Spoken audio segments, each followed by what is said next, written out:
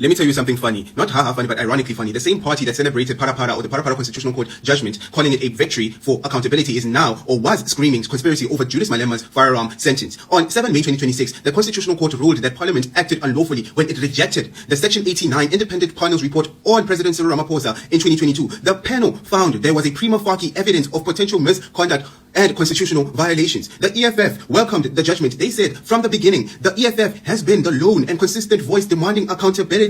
They pushed the National Assembly to immediately initiate the process to constitute the impeachment committee. They said no president should be placed above the law. Fast forward. Julius Malema was convicted of unlawful firearm discharge, firing a semi-automatic rifle into the air in or at a public EFF rally in 2018. 5 counts under the Firearms Control Act. He was sentenced to 5 years in prison. Now, here's where the music changes, right? The EFF did not say our leader broke the law. He must face accountability. Instead, they filed a formal complaint against the state prosecutor, accusing him of misconduct. Malema claimed the prosecutor lied to court. The party alleged that the prosecutor acted ultra vires and exceeded his authority. Outside the court, Malema suggested the prosecution was politically motivated and it was linked to his anti-imperialist stance and Donald Trump. So let me get this straight. When the law comes for Cyril Ramaphosa, even with no charges, no conviction, just a parliamentary process, the EFF says no president should be placed above the law. But when the law comes for Julius Malema, after a video shows him firing a gun in public in front of thousands, the same party says the president or the prosecutor misled the court.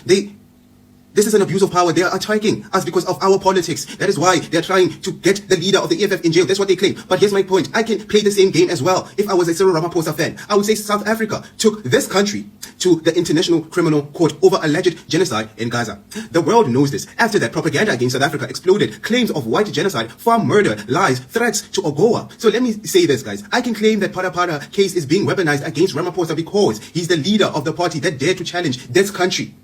I can claim there's a soft coup being facilitated by the US and this country to bring a this country regime like the DA into power.